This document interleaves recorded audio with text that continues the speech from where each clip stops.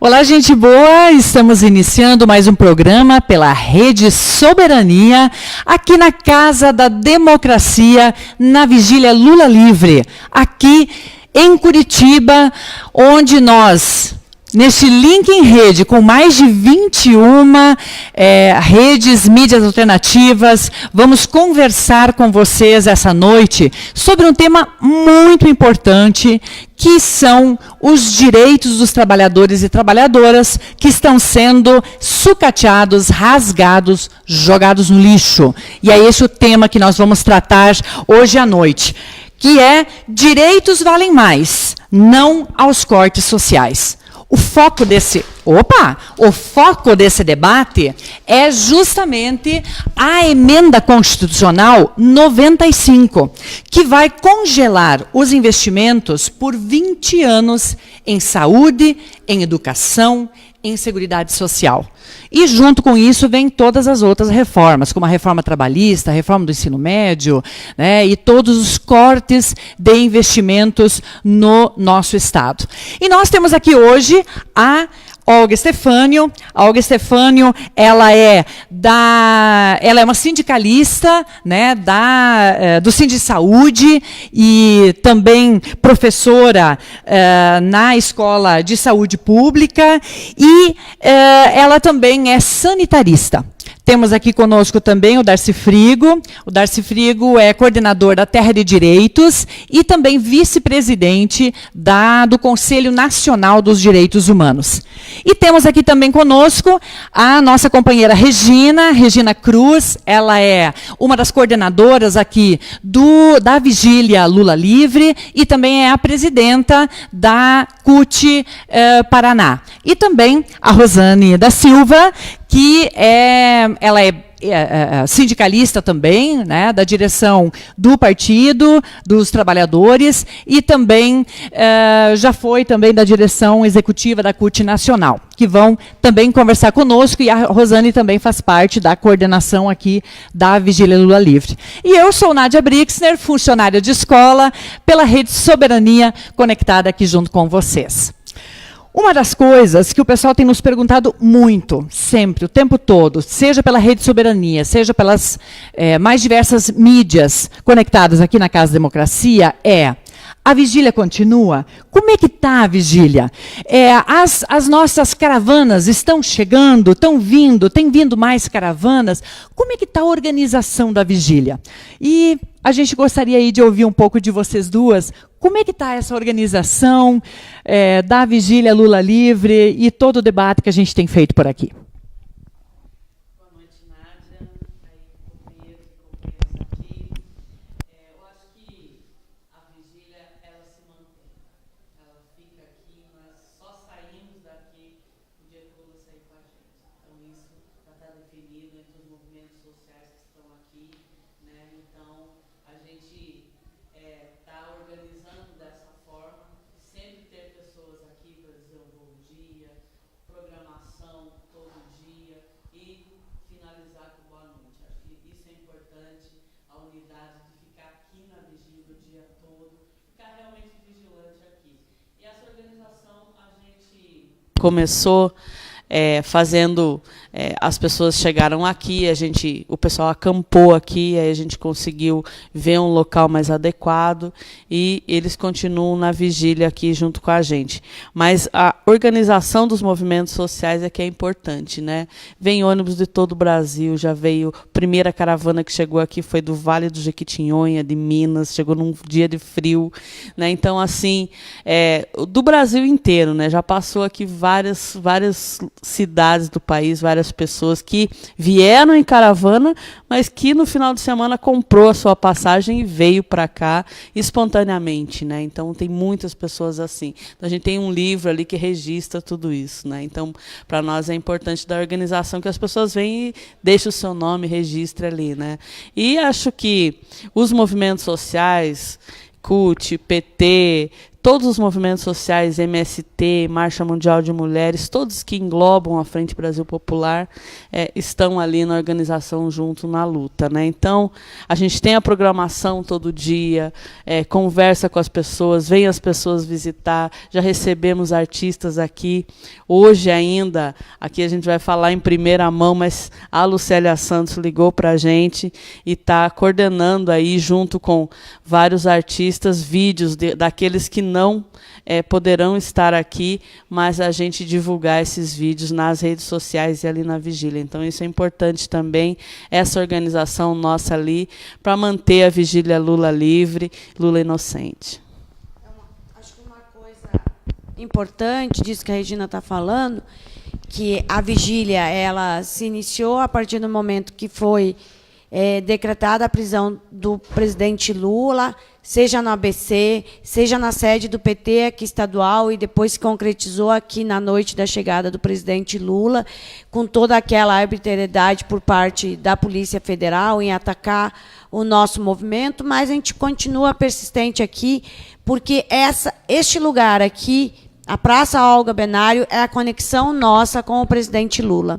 O presidente tem mandado recado para nós quase todos os dias, quando amigos, companheiros entram lá para conversar com ele. Ontem mesmo ele mandou para nós um recado pelo Monge Marcelo, que ele nos escuta.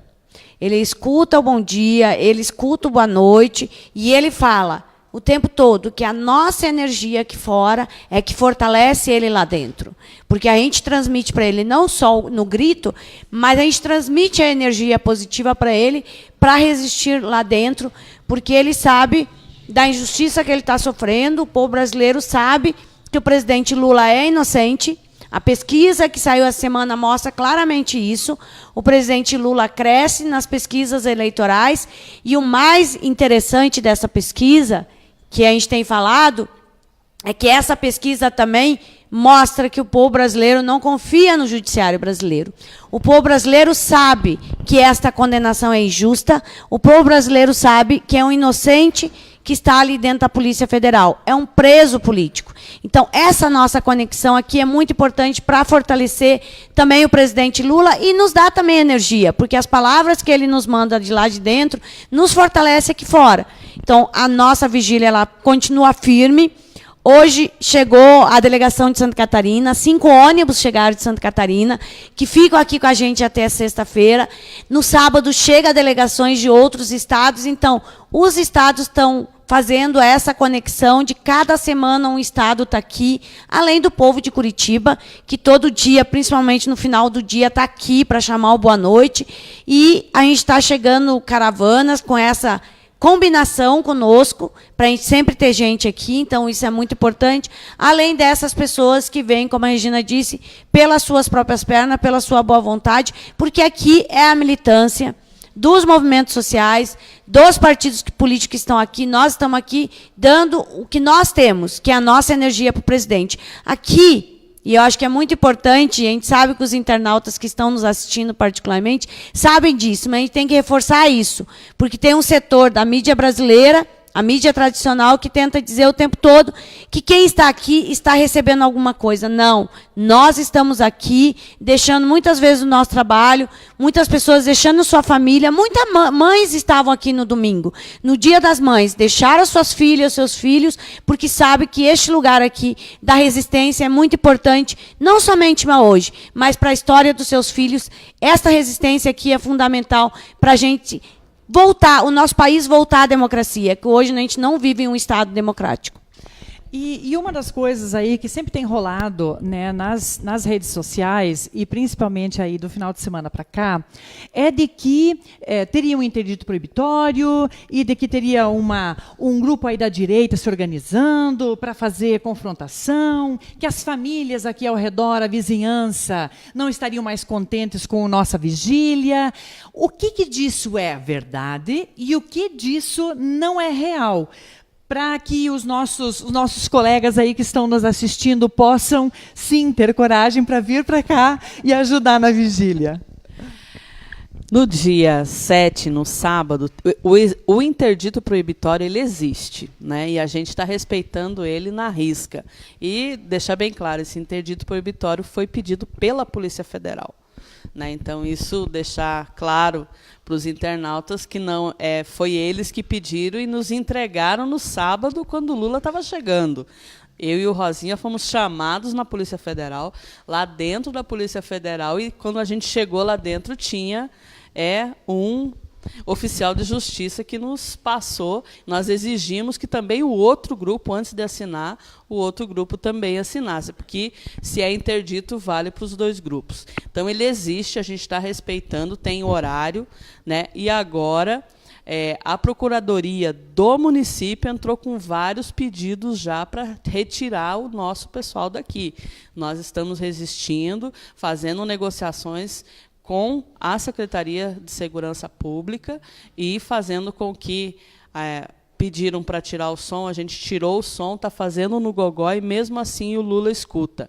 Então, a nossa resistência aqui, existe o interdito, um interdito absurdo, que é R$500 mil por dia, né? Então, assim, é para tirar todo mundo daqui, nos varrer daqui. Mas como é que vão fazer um interdito proibitório, Nádia? De uma rua pública. Nós não estamos ocupando um espaço que seja de outras pessoas, nós estamos na rua, né? Então, na calçada, e por enquanto no Brasil ainda, a rua é pública e a calçada é pública, né? Então, a gente está respeitando ali o perímetro, mas pedimos para o pessoal, venham para cá, que nós estamos aqui na resistência e na luta. Essa Curitiba é a Curitiba da resistência, que tem muito movimento social de luta aqui. Legal, maravilha.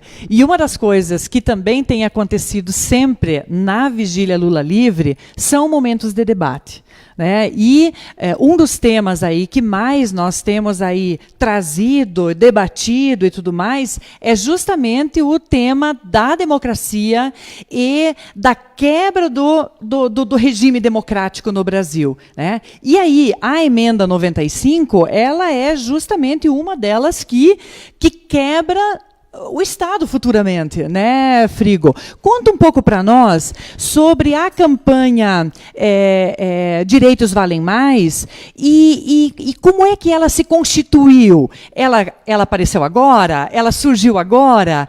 Desde quando essa campanha já está na rua e como é que nós podemos nos integrar nessa campanha Direitos Valem Mais?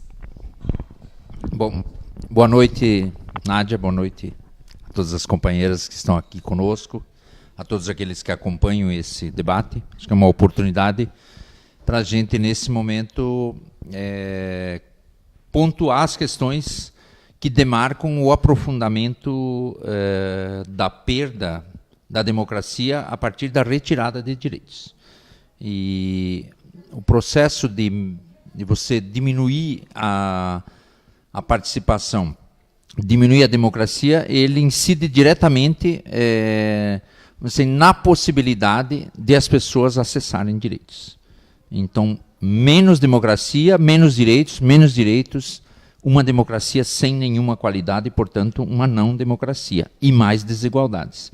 É isso que a gente está vivendo com o golpe que aconteceu há 2 anos atrás e que vem se estendendo no nosso país. Nós iniciamos um debate no início do ano passado nas redes de direitos humanos. Eu faço parte da plataforma de direitos humanos chamada DESCA Brasil, que é de direitos econômicos, sociais, culturais e ambientais. E essa rede compõe-se por mais de 40 organizações e movimentos de direitos humanos no país. E temos um instrumento que são as relatorias de direitos humanos, que são similares às relatorias da ONU, que fazem missões a campo, coletam informações e emitem relatório. E aí nós achamos que era oportuno chamar alguns desses especialistas, dessas pessoas que defendem direitos humanos, que pudessem ir a campo e avaliar a situação da saúde, foi em Pernambuco, a situação do desemprego dos moradores de rua em São Paulo, a situação da periferia no Rio de Janeiro e da violência, né, foi também objeto dessa missão. Goiás foi o tema da reforma agrária e a questão dos impactos nas políticas da agricultura familiar. Em Brasília, houve uma reunião dos indígenas que também contaram como o processo de desmonte do Estado atingia lá nas pontas do país as suas reivindicações. E, a partir daí, esses relatores elaboraram um relatório, que foi esse relatório sobre o impacto da política econômica de austeridade nos direitos humanos. Por que nós fizemos esse relatório? E relacionado justamente ao debate da política de austeridade. Para dizer para as pessoas que nós precisamos, para garantir direitos, para ter os nossos direitos e a nossa democracia, debater a economia. Nós sempre achamos que a economia é coisa do Banco Central, é coisa de economista e que é coisa difícil na nossa vida. E, na verdade, não é.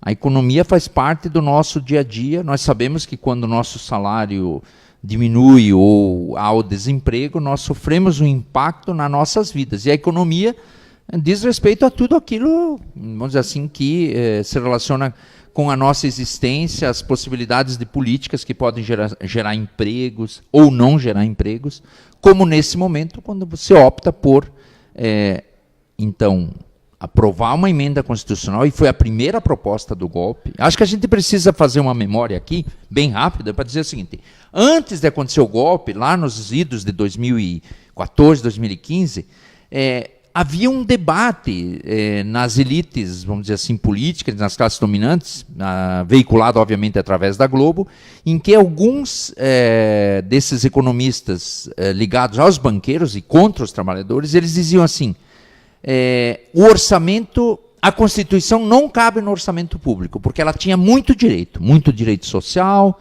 muito direitos de trabalhadores e trabalhadoras. Conquistados a duras penas ao longo dos anos, né? Conquistado no processo de redemocratização do país em 1986 e na Constituinte de 88. E esse processo de conquista de direitos, ele foi fundamental para que o país tivesse, e depois a Olga vai falar, tivesse um sistema de saúde, tivesse uma educação com financiamento e com recursos, vamos dizer assim, garantidos já constitucionalmente, né? Que ele tivesse políticas sociais que pudessem incluir as pessoas que historicamente nunca fizeram parte da democracia no sentido mais amplo, apesar de que muita gente votava.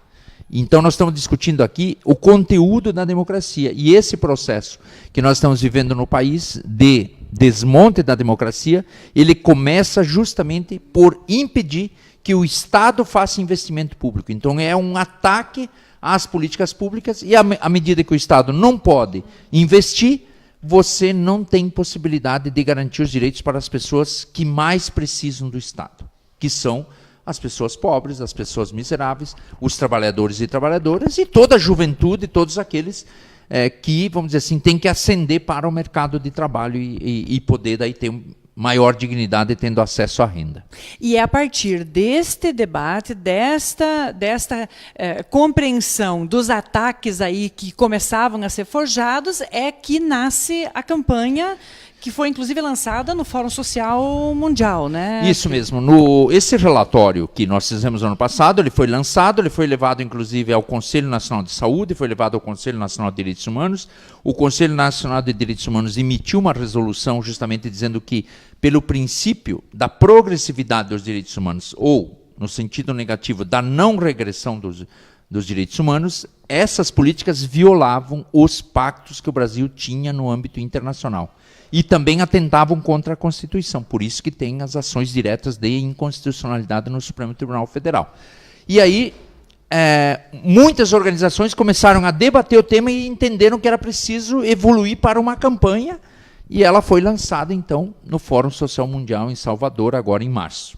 Fizemos uma primeira rodada de debates naquele mês, e depois no mês de abril, e agora estendemos a campanha por tempo indeterminado, porque começou a ter muitas adesões em âmbito nacional, e as pessoas estão pedindo mais tempo para poder realizar as rodas de conversa e debater sobre essa questão, que são os impactos das políticas de austeridade, essas políticas que é austeridade para os pobres e muito dinheiro para os banqueiros. Então, não é verdade que elas são austeridade para melhorar o gasto do Estado. Não, é reservar dinheiro para os ricos, reservar dinheiro para os banqueiros e retirar o dinheiro dos pobres. Por isso a nossa campanha é direitos valem mais, não aos cortes sociais. E um dos cortes sociais aí que acabam acontecendo é justamente na área da saúde, né, Olga?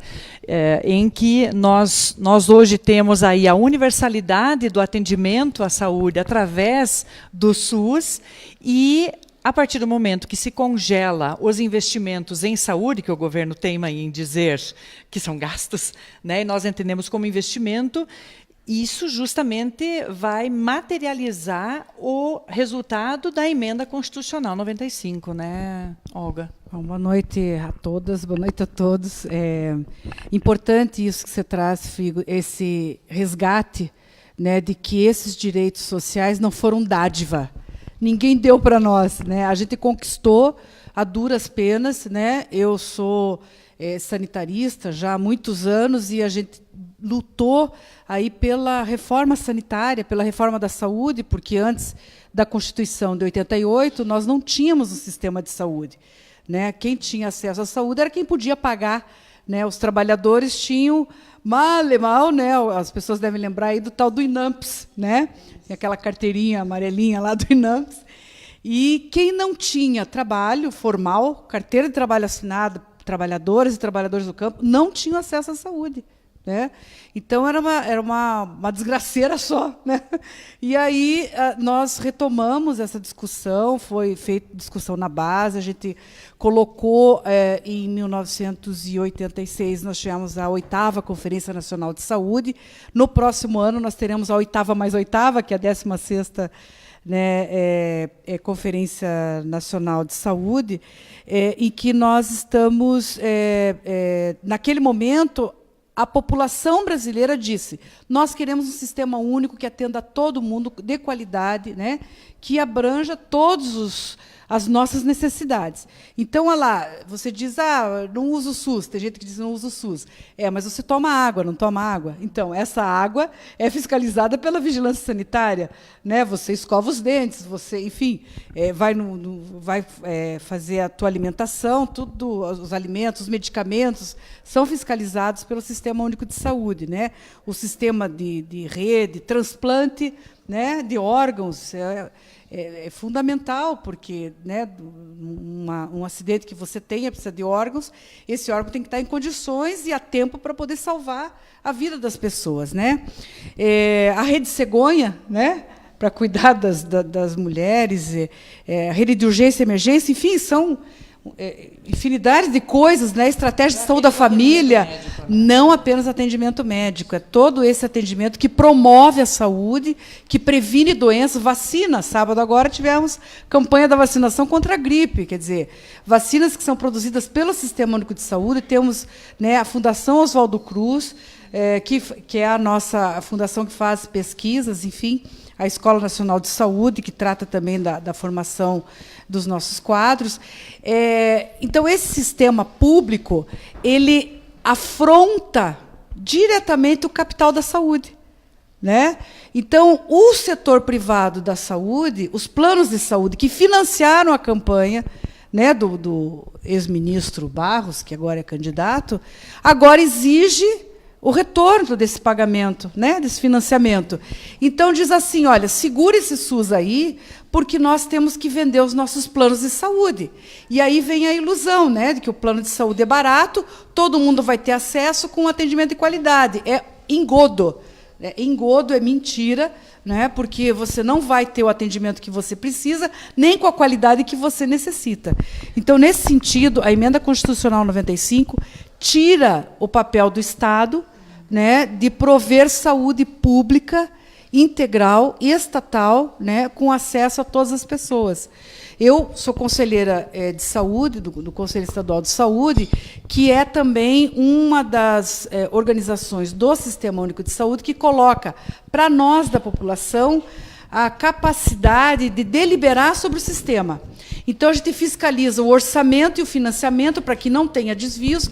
Só para a gente ter uma ideia, aqui no estado do Paraná, nós nunca atingimos os 12% constitucionais, né, de aplicação de dinheiro à saúde. Ganhamos agora a 5ª Vara de Fazenda Pública, nos deu ganho de causa, que o Ministério Público entrou, porque o Estado do Paraná colocava questões de quebra de universal, né, desse atendimento nos 12%. Ou seja, nós não temos nem o mínimo constitucional e agora eles querem colocar o teto.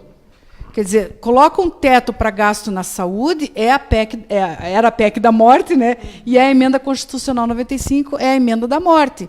Porque acaba, quer dizer, o que você tem na unidade de saúde, acaba. Você não vai ter mais porque não tem financiamento. O financiamento vem das 3 esferas, né? Vem do Ministério da Saúde, vem da Secretaria de Estado da Saúde e dos municípios, que, aliás, os municípios é que têm a maior carga também. Mas, com essa emenda constitucional, você tem um teto, não tem um mínimo. E aí nós vamos ter muitos problemas de saúde, né? Muitos. E, nesse sentido, a gente vai acabar também tendo... nós vamos ter um sucateamento cada vez maior do Sistema Único de Saúde, né? E dentro desse bojo entra também a reforma trabalhista, que também vem para cortar completamente com os direitos duramente conquistados desde a década de 30, né? E a campanha Direitos Valem Mais, não aos cortes sociais, ela também debate estas medidas também, né? Não só o corte, a emenda 95, que congela o investimento, mas ela também vai tratar dos outros temas, né, Frigo?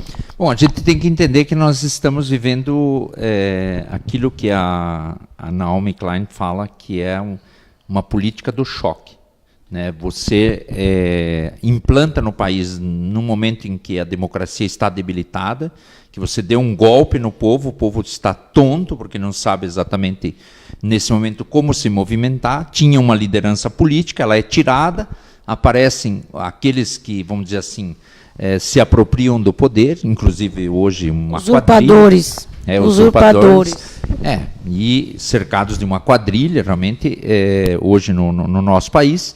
E eles passaram, né, a utilizar essa agenda, materializada na agenda da Ponte para o Futuro, que é a ponte para o futuro, vamos dizer assim, de um país que voltou 20 anos no tempo, está voltando 20 anos no tempo, então é uma ponte para o passado. Bem disse o próprio presidente golpista, que ele regrediu o país em 22 anos, né? Muito mais que 20 anos. Isso. Bom, então, essa doutrina do choque, ela fala que você tem que aplicar, num determinado momento, num país, todas as medidas que vão destruir direitos e que a população não vai poder impedir que elas aconteçam. E aí, a população fez uma escolha. Ela escolheu defender o direito previdenciário, o seu direito à aposentadoria. E aí a reforma trabalhista passou, a terceirização passou, a emenda constitucional 95 já tinha passado, e o efeito da reforma trabalhista, que não é uma reforma, é uma destruição daquilo que a gente tinha de direitos garantidos, que era uma proteção ao trabalhador. Então você desconstrói essa rede de proteção de direitos, você diminui a possibilidade das pessoas terem salário, aumenta a informalidade e retira o orçamento da Previdência. Então, ela é um tiro indireto na Previdência Social também, as duas reformas. Mas essas reformas, elas estão sendo discutidas, inclusive na OIT agora, porque há vamos dizer assim, uma denúncia na OIT, e a OIT está avaliando se vai entrar entre os casos mais graves a serem analisados, né, dentro da sua agenda, porque é um retrocesso. Então, a OIT também está discutindo, a Organização Internacional do Trabalho, se essa reforma também ela não está infringindo os compromissos internacionais do Brasil. Mas o reflexo concreto de todas essas medidas é que só em 2017, 1,5 milhão de brasileiros, 11% a mais do que a gente tinha em 2016, foram empurrados para a extrema pobreza. Isso significa violação de direitos humanos em massa. violação de direitos humanos em massa. Você empurra para o sofrimento diário pessoas que tinham o que comer e agora não tem mais o que comer. Inclusive foi quando o presidente Lula assume o governo em 2003, nós estávamos no mapa da fome no mundo, né? O presidente Lula tira o Brasil do mapa da fome e agora a gente volta para o mapa da fome novamente a partir desse conjunto de medidas.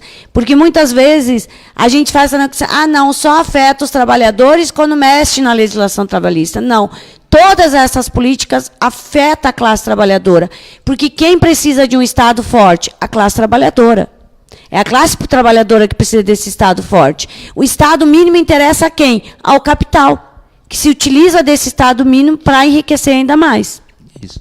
E aí o que nós estamos vivendo no país é que em 2016 nós tínhamos 6 pessoas que tinham a maior concentração de renda do mundo, né, dentro do país. Que significa 1% das pessoas mais ricas, elas detêm a maior concentração de renda do mundo e elas estão aqui no Brasil.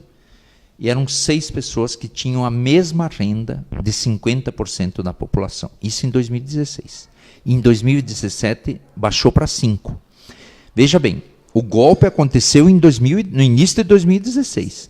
Em 2017, né, de 6 brasileiros que detinham a metade da riqueza, ou a mesma riqueza da metade da população, baixou para 5. 5 brasileiros hoje concentraram a renda. Então, o que nós estamos vendo, e as pessoas se enganam quando elas acham que a democracia é uma bagunça. Não, a democracia é a única possibilidade de a gente garantir direitos. Foi no período democrático que a gente avançou na agenda de direitos. Foi ali que nós conquistamos melhores direitos ao trabalho, foi ali que nós conquistamos as condições de saúde, a possibilidade de aumentar as vagas nas universidades, melhorar o ensino fundamental, melhorar a escola pública, né, do ensino médio. Foi aí que nós conseguimos retirar milhões e milhões de pessoas da pobreza. Agora, com a ditadura, nós aumentamos a riqueza daqueles que já têm muita riqueza, e às vezes a gente defende essas pessoas porque está sendo manipulado pelos meios de comunicação, mas concretamente é isso que está acontecendo hoje no nosso país.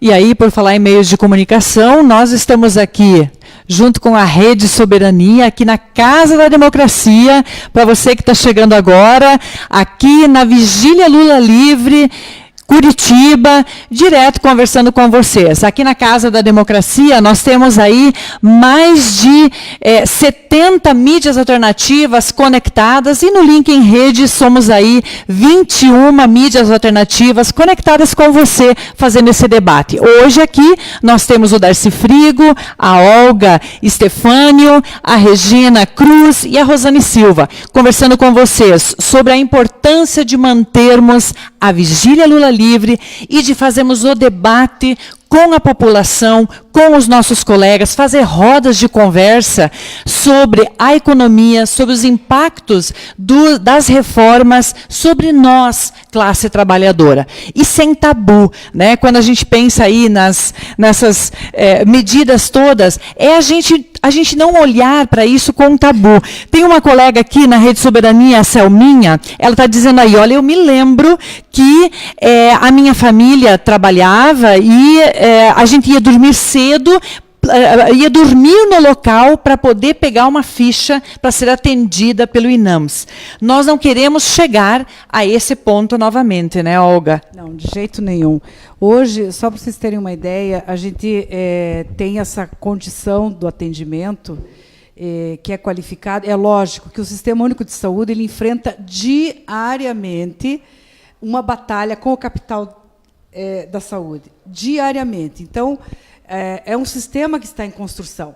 Para isso, a gente está no Conselho de Saúde, tem Conselho Municipal, Conselho Local, as pessoas têm que estar lá reivindicando, né, aquilo que elas entendem que aquela unidade de saúde tenha que prestar de atenção.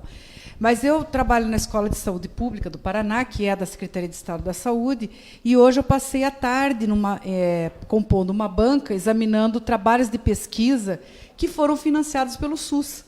né?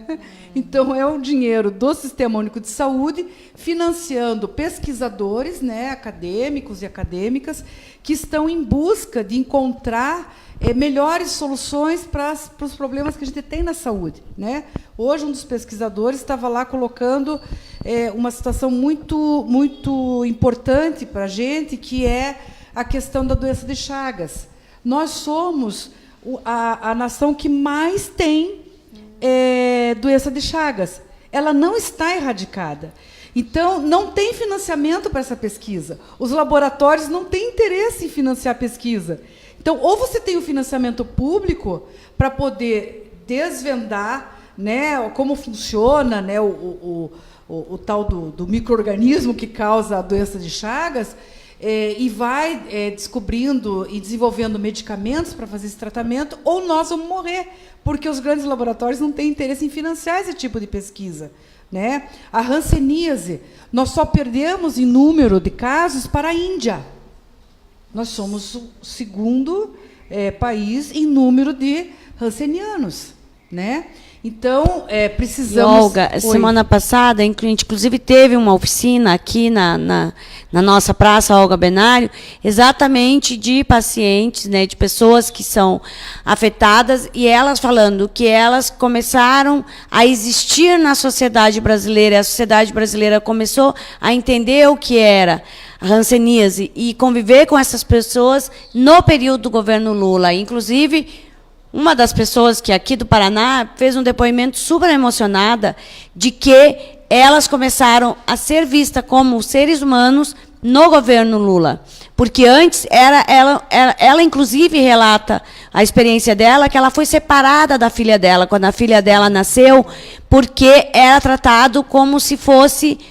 não fosse um ser que não tivesse direitos, então tem que ser afastada, como se fosse algo extremamente contagioso, então tu tem que afastar, e isso acabou não só afetando ela, mas a própria vida, a vida dela e da filha dela. É triste. A Didi tem uma história bem forte, né? E ela é uma guerreira, né, na luta aí contra o preconceito, e, de fato, a gente teve um apoio, né, teve a abertura, as pessoas se organizaram, estão participando do controle social, hoje elas ocupam o Conselho Nacional de Saúde, inclusive, trabalhando cotidianamente contra o preconceito, né, e com a manutenção do tratamento, porque com essa emenda constitucional da morte, a gente não vai ter financiamento para essa medicação. Como que as pessoas vão sobreviver, né? Que é uma situação que só tem no SUS. Sim, exatamente. E a questão do HIV e DST, né? Nós temos aí o avanço, né, desses estudos, e também uma população que se organiza em torno disso para acabar com o preconceito, para manter o atendimento decente, né, um atendimento que seja de qualidade para todas as pessoas. Então, é muito preocupante, né? Eu estou lá hoje na Escola de Saúde Pública, já passei por vários setores dentro do Sistema Único de Saúde. Então, o carinho que a gente tem, né, com a população, a identidade que a gente tem, né, nos fez vir para a luta e fazer com que esse sistema fosse fortalecido. Mas sem financiamento, sem um orçamento que determine a contratação de pessoas e a manutenção de uma assistência farmacêutica, de uma rede de laboratórios, né, de uma rede de pesquisas aí para poder colocar as condições melhores, né, para atendimento da nossa população, de fato, vai ser muito ruim, né? O número de mortes vai aumentar. Nós temos um aumento aí da mortalidade materno-infantil que é escandalosa. A partir do momento que você tira o financiamento, você começa a ter as mortes que você tinha lá no início do século passado. Nós vamos voltar à situação sanitária do século passado, né? Nós não podemos deixar isso acontecer. Por isso, essa campanha dos direitos vale mais, né, e não os cortes sociais, elas são muito importantes, né? Nós vamos ter um lançamento agora em junho da campanha, e a gente está aqui em Curitiba e precisamos ter cada vez mais entidades e pessoas envolvidas nesse processo, porque não existe uma alternativa, não existe um milagre, né? Não existe OIT, não existe Organização Mundial de Saúde, existe um povo na rua. Ou nós vamos para a rua defender os nossos direitos, ou nós seremos aniquilados pelos golpistas. Eles já conseguiram. Essa reforma trabalhista, né, Regina, que está aí, né, trabalhando esse ponto, acabam-se os postos de trabalho formais. A precariedade das pessoas que trabalham aumenta significativamente. A saúde dos trabalhadores, né, nós voltamos aí ao tempo de mutilações, de mortes, de enlouquecimento, né, e as pessoas têm que manter o emprego a qualquer custo, né, quando tem esse emprego. E as que estão fora do posto de trabalho, né, que precisam ter a política de Estado mais forte. Né? Eu acho, Olga, que você aborda uma coisa assim que nós precisamos dialogar constantemente. Primeiro, nós precisamos manter a vigília Lula Livre, que é o nosso marco de resistência, mas nós precisamos, em cada cidade, em cada casa, em cada posto de trabalho, em cada local, fazer a resistência. Não basta nós apenas dizer, puxa vida, para eu fazer a resistência, eu tenho que ir lá na vigília Lula Livre. Não, tem que vir também.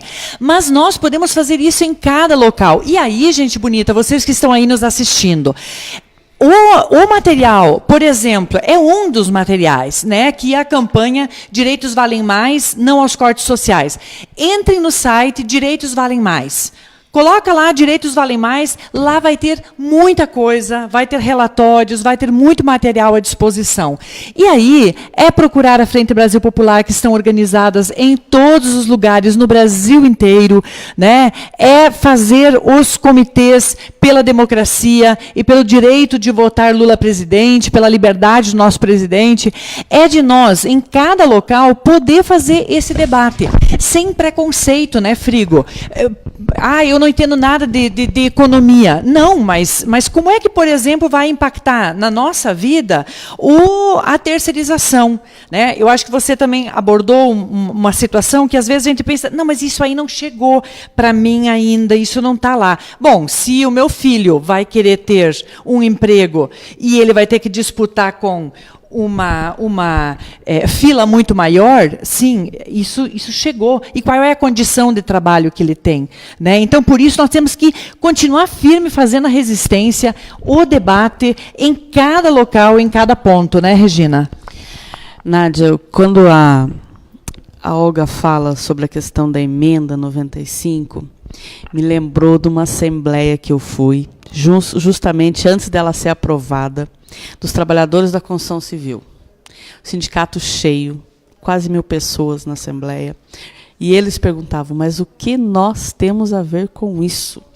Eu disse tudo, tudo.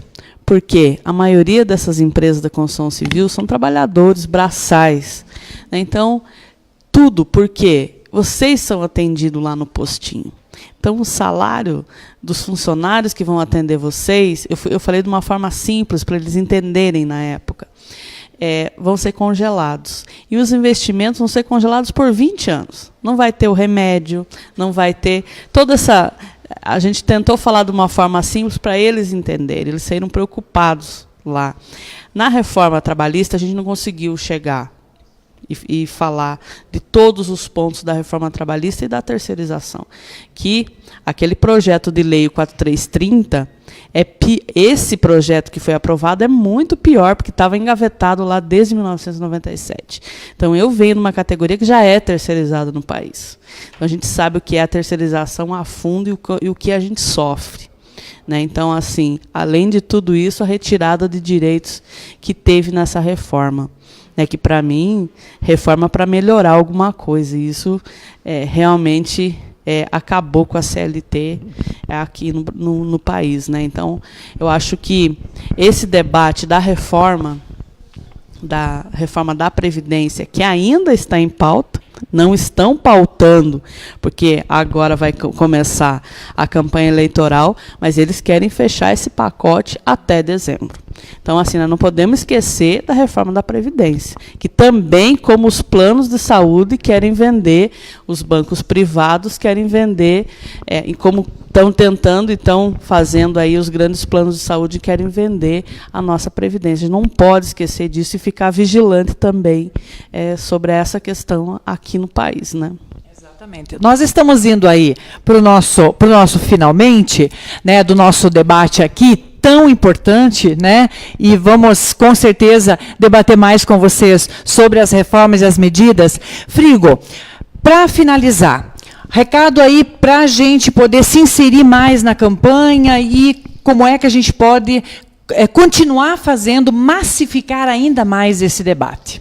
Bom, primeiro que a campanha é pela revogação da emenda constitucional 95, pela revogação da reforma trabalhista, da terceirização, do projeto de licença para matar, esse projeto que transferiu o julgamento de crimes de militares para a justiça militar. Né? Ontem um soldado no Rio de Janeiro matou um motoqueiro que cruzou a barreira, né? Pela intervenção militar, o exército atuando nas ruas, ele cruzou uma barreira do exército e o militar, né, assassinou essa pessoa. Então, ele não vai ser julgado na justiça comum. Então, isso tudo tem a ver com um processo de você aumentar o processo, aumentar a repressão, aumentar a criminalização, para impedir que nós sigamos lutando pelos direitos. E nós temos que enfrentar isso. O direito de manifestação é sagrado. Aqui em Curitiba, inclusive, vai acontecer um grande debate no mês de junho, né, sobre o direito de manifestação. Né, gente do Brasil inteiro vai vir para debater essa questão.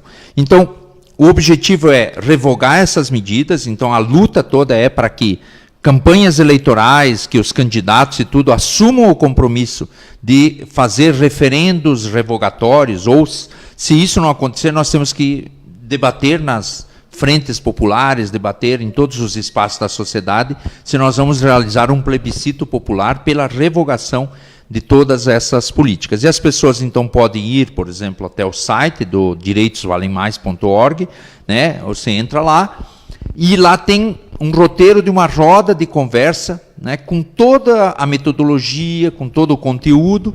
Tem vários documentos nessa página também que a pessoa pode ler. Esse relatório que eu apresentei aqui, tem outros documentos da Oxfam, documentos do INESC, que estão avaliando caso a caso de como impacta a emenda 95 em cada área. Então, o PAA, por exemplo, que é o Programa de Aquisição de Alimentos dos Agricultores Familiares, nos últimos 3 anos ele perdeu 69%. Ele praticamente foi zerado, assim como o programa.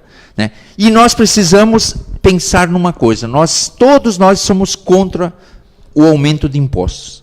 E, na verdade, eu sou contra e a favor. Eu sou contra o aumento de impostos para os pobres, e eu sou a favor do aumento de impostos para os ricos. Hoje, nós, trabalhadores, e principalmente os mais pobres, eles pagam 32% da sua renda em impostos. Os ricos só pagam 21%. Então, nós precisamos aumentar o imposto sobre as grandes fortunas, nós precisamos aumentar o imposto de renda para quem ganha mais, imposto sobre propriedade, transmissão de propriedade, e aí nós vamos ter os recursos para a saúde, para a educação, e aí não precisa da emenda 95, você pode fazer um outro tipo de engenharia econômica, financeira, e financiar aquilo que nós precisamos no nosso país. Então, e, obviamente, não terceirizar ou não entregar o petróleo, que justamente o pré-sal, a exploração do pré-sal, os royalties disso viria para a saúde, viria para a educação. Né? E a privatização. Então, a privatização, obviamente, é uma das medidas desse processo todo das doutrinas do choque, né, que estão aí, e nós temos que agora fazer os debates. Por que a gente está propondo a campanha? A campanha é para as pessoas debaterem. Pode ser para confrontar os candidatos, para dizer assim, quem votou na reforma trabalhista votou pela retirada de direitos. Quem votou a favor do impeachment, a favor do processo da emenda 95, votou para retirar ainda mais direitos das pessoas. Então, a gente precisa agora identificar essas pessoas e começar a pensar num projeto para o país, num projeto onde a gente possa construir novamente a igualdade e não esse projeto que está aí, que é um projeto de morte, um projeto de aumento da desigualdade. Maravilha. Gente bonita, a gente quer aqui agradecer ao Darcy Frigo, nosso companheiro, obrigada aí por esse debate, a Olga Estefânia, obrigada aí por ter estado aqui com a gente, né? As meninas aí que estão aí no front da vigília Lula Livre. Elas querem fazer propaganda, beleza. Mas em todos os casos, se você ainda não teve a oportunidade de vir aqui para a vigília Lula Livre, se organize, né? Para vocês poderem vir vir para cá também, conhecer essa realidade. Agora, a resistência acontece em qualquer lugar. Esta é uma bela oportunidade, fazer esse debate também é uma forma da gente fazer a resistência contra todas estas medidas. Rosane, propaganda. Então, se você não consegue vir a Curitiba, porque está trabalhando, seus horários de trabalho são difíceis, mora muito longe, contribua com a Vigília Lula Livre. Nós temos a nossa plataforma, que é vigilialulalivre.pt.org.br. É uma plataforma digital, você entra lá, contribui com qualquer valor é muito importante. Se moras em Curitiba, não pode participar no dia a dia, no final de semana, traga a sua doação aqui na nossa Praça Olga Benário, a gente recebe doações todo dia, toda hora, tanto de alimentos como também de roupas, principalmente porque o inverno chegou, e chegou forte, vai chegar bastante forte nos próximos dias. Então, a gente tem gente aqui do Brasil inteiro, tem companheiros e companheiras que são da região Nordeste, que sequer tem roupa de frio, porque não usa na sua região. E aí estão aqui, colaborando com a nossa resistência, e precisam de agasalho, e precisam não somente de roupa, mas também de agasalho para a noite, né, para dormir bem. Então, contribua com a nossa Vigília Lula Livre. É muito importante a contribuição de cada um e cada uma. E, como disse a Nádia, a resistência a gente faz em qualquer lugar. Se não consegue vir aqui ficar com a gente, faça a resistência na sua família. Dialoga com a sua família sobre qual é o impacto da prisão do presidente Lula. Não foi um homem que foi preso, foi uma ideia. Foi um projeto político que foi preso. Então, vamos debater isso nas nossas casas. Mostrar para os nossos familiares, para os nossos amigos, qual é o significado real deste golpe. E, como disse o Frigo, vamos olhar quem são os candidatos. Olha se o seu candidato a deputado, Estado federal, ou seu candidato a senador não votou pelo impeachment. Não votou pela reforma trabalhista, não queria a reforma da Previdência. Vamos, sim, esse ano, eleger presidente, governador, senadores e deputados. Agora, não basta só a gente cuidar para quem já votava presidente para governador. Nós também temos que eleger deputados, deputadas, senadores e senadores comprometidos com os direitos do povo, não aqueles comprometidos com o capital, porque é esses que estão desgraçando o nosso país. Então, contribua com a nossa Vigília Lula Livre. Legal, Rosane, Regina, também, obrigada aí por estar aí junto com a gente. A gente também agradece aí as meninas da Mídia Ninja, que estão aí na assessoria técnica. Obrigada, meninas. Né? E um beijo no coração. Terça-feira da semana que vem, a gente estará aqui novamente na Vigília Lula Livre, aqui na Casa da Democracia, direto nesse link em rede, via Rede Soberania, na Casa da Democracia. Beijo no coração e até lá.